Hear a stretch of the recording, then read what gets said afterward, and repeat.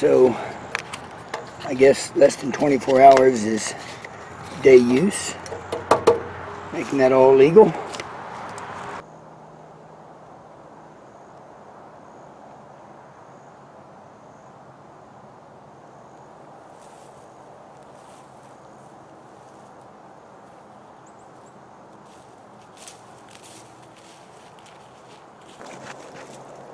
Welcome to Survival Theory.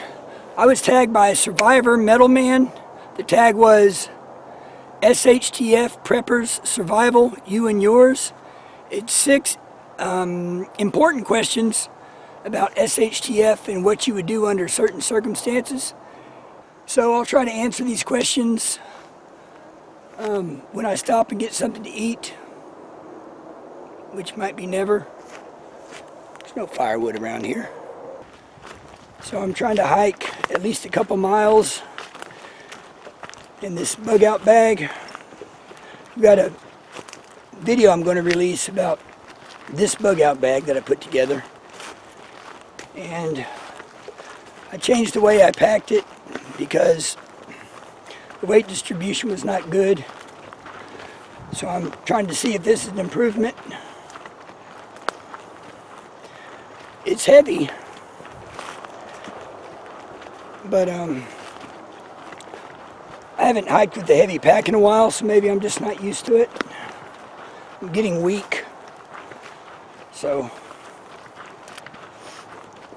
although first chance I get, I am going to weigh it.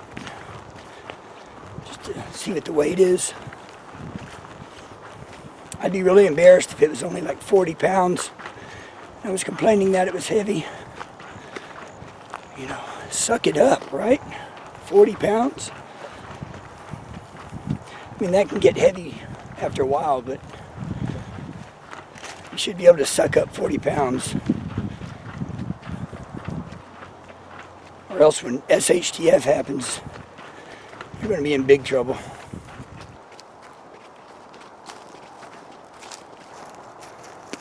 Well, I've been hiking for a while. The pack's starting to get heavy.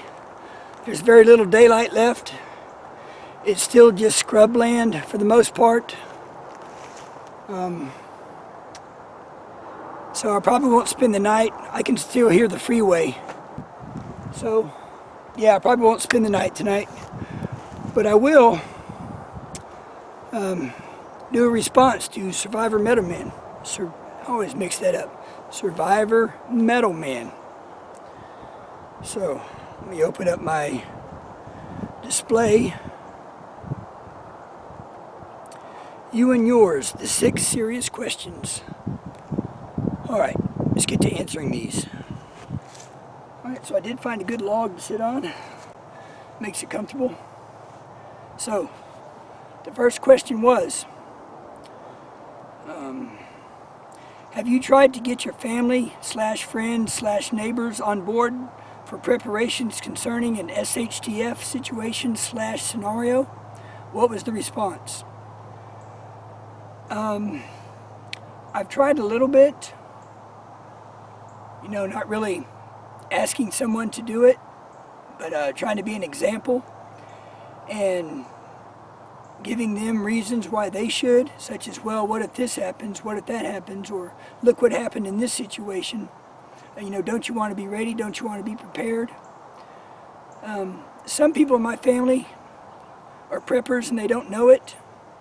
Maybe not full-blown preppers, but they do stock up on certain things for SHTF, for the zombie apocalypse. So, and some people you just can't reach, whether it's friends, family, neighbors, you're just not going to be able to reach them. Alright, next question. SHTF has occurred and your friends / family / neighbors who didn't prepare want to suddenly join you. How do you determine if and who joins? How many walkers have you killed? How many people have you killed? Why? So, that's kind of a tough question, because how do you determine who joins? Well,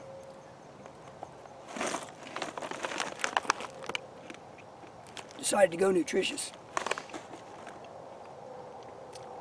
If it's family and close friends, I'll let them in. They can join. Everybody's got a purpose. Everybody has certain abilities, even if it's not a physical ability. You know, if there's kids involved, who's going to watch after the children, feed the children? And I'm talking long term here. Who's going to educate the children? Not just educate them on how to use a knife and, hunt a deer, but educate them on other matters, even book learning. So everybody can play a role. You know, a lot of people can either garden, cook, do manual labor, manual chores, help with children. Maybe they're good with first aid. They can stay up at night and keep watch. There's a purpose for everyone. And if someone can't pull their weight, they probably wouldn't be there in the beginning anyway. That would be someone that comes along later. So the short answer is they can join. I'm not going to exclude anybody because they didn't prepare, or it's not going to be where I want to be alone, you can't join me. Of course, again, it's situational, and it's hard to predict the future when that situation hasn't occurred yet. But that's my first impression. So question number 3. Okay, so number 3. If you do allow others to join and they don't pull their weight within the group, what do? A, allow them to stay and deal with it. B, put them out on their own. C, other. Allow them to stay and deal with it. Now what does that mean? As in deal with them? Take care of them? Probably not. So, well, if someone's not pulling their weight, there would have to be a really good reason. Is it because of an injury or illness? That's excusable. But even with an injury, they should be able to pull their weight in other ways. In SHTF situation, a community is not just based on physical labor. It's also based on mental labor. And like I said before, caring for children, watching children, keeping watch at night. So there's lots of other purposes that someone can serve. But, let's see, what was the other part there? Put them out on their own. If it was a stranger, maybe, maybe not. I'd have to consider, is my group mobile? Are we on the move? Because if I turn someone loose, well, if they hook up with another group that's aggressive, now they know where to find us. If they want to come back for revenge later, they know where to find us. So there's a lot of angles to that you have to consider. So, do you just take them out? Or do you let them stay and have a stern talk with them? Or do you build a jail? No, do you build a confinement center? And then now you have prisoners because you can't release them and they're not going to contribute. That's a tough question. Number 4, during SHTF, you start running out of food. What do? Ooh, ambient lighting. There's the obvious, the scavenging, hunting, trapping, fishing, gathering. There's also gardening, which, unless you have a really large area for gardening and it's successful, gardening will not sustain you. It's only a supplement, probably the more nutritious side of your meal, but it's not going to sustain you. It's just hard to grow that much under most circumstances, especially with the group. So what do? Well, you can't hunt an area for too long before you have to start following the trail or the game to another location. So you'd have to either be nomadic or get to the point where you're raising your own livestock. And that allows you to settle where you are, raise those livestock, garden, and not depend on scavenging and stored food. Because as this question indicates, what do you do when it starts to run out? And eventually it will run out. Now, of course, there's always cannibalism. When you are actually starving, I don't think you have control over what you'll do to get food. You'll just do it. But that's another story. Number 5. During SHTF, what is your greatest fear for you and your family? Example, gangs, marauders, cannibals. That depends on where I am. If I'm bugged in with the group, and bugging in would mean either suburban or urban bugging in, the fear would be marauders. You could call them gangs, but I'll classify gangs as the inner city groups. But with marauders, you don't know if you're going to live or die after, during or after the encounter, if they are successful at marauding you. And if they're not, that means potentially you've had to take a life, which is another serious issue. I would say also excessive rule of law is another fear. Not fear from our own police force, because the only fear I would have from our own police force is if they turned marauder, certain groups, and they use that power in their training and their position to maraud and pillage people, plunder. But I would say that fear from excessive rule of law would be foreign invasion. You have foreign invasion, they have high-tech weaponry, high-tech surveillance, drones overhead. That's a big concern.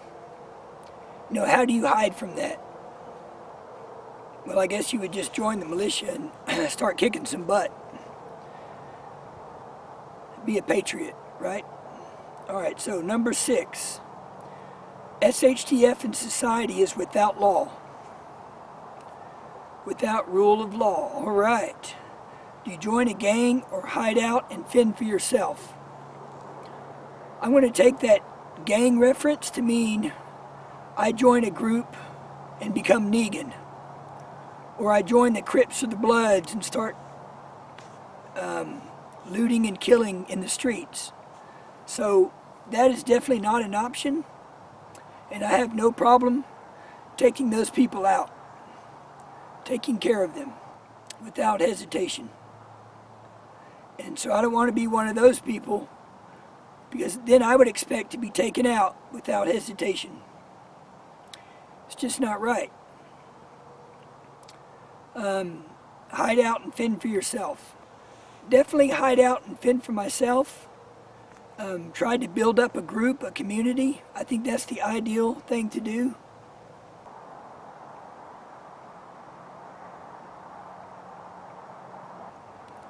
Now, it's my opinion that you should be able to answer those questions right off the top of your head in a very general way.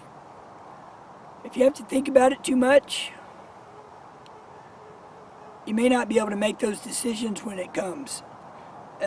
The basis for your decision should be your moral philosophy, your beliefs, and within that there's a range of answers.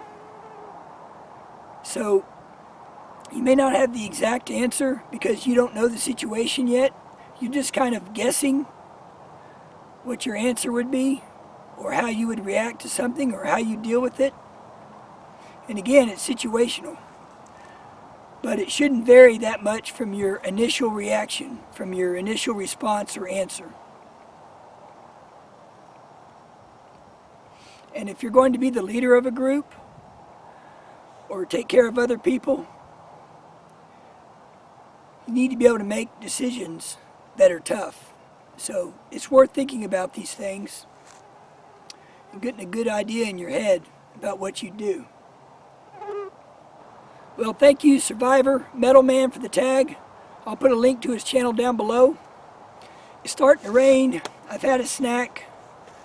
I've got about 45 minutes to an hour of hiking to get back to the truck. So that's what I'll do. Well, thanks for watching Survival Theory. Please share, like, subscribe, and I'll see you next time. Oh, could you see my hand? Next time. Next time.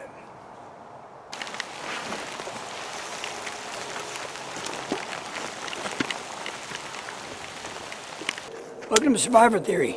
Survivor? No, it's Survivormetalman. Survival Theory.